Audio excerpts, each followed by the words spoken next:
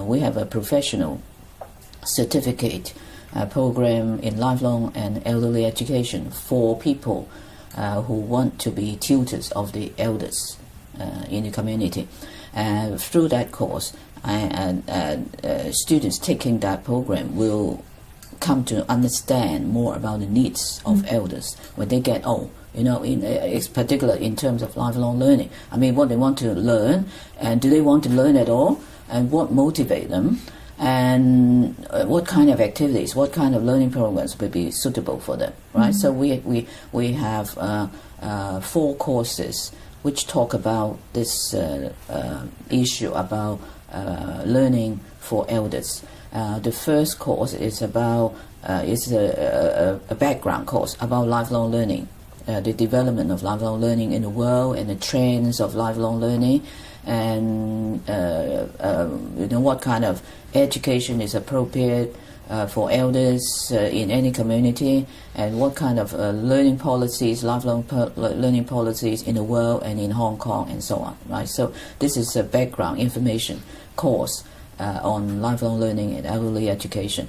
And then there's a course about the psychology of elders for, in particular when they learn, what kind of learning psychology they have, and what are their needs, right, in learning, and what motivates them, and what kind of learning process they will undergo, they will go through when they are learning. Because learning for elders can be quite different from learning for younger people, right? Young people, they may learn for a particular purpose, or they learn in a particular way, but elders also learn with different needs, with different purposes. They perhaps they don't want a certificate, they are not keen about getting a qualification, they're not so keen about getting knowledge per se, subject knowledge, but they want to have,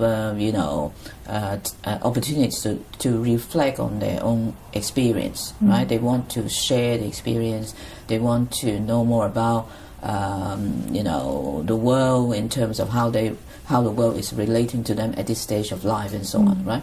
So they have particular needs, and they have particular reasons for learning.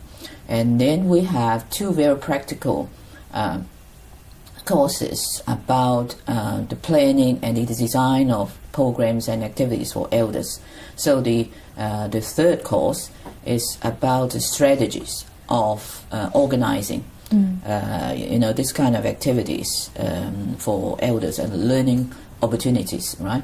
And then finally we have a micro teaching course. That means a teaching practicum course.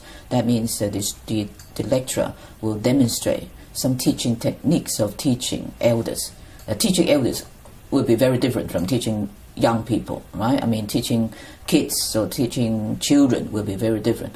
And for teaching elders, you have to build on their experience, right? I mean, they are not children. They have plenty of experience. They are very resourceful in terms of experience, in terms of life knowledge, right? So the strategist has to build on their experience and to make use of their experience in the teaching and learning process. At the end of the day, then after taking these 4 courses, and finally they will be sent out to a community center and do the teaching practice on site with supervision by a lecturer, by the instructor, and then the instructor will give them feedback and comments about how well they are doing, in an actual setting.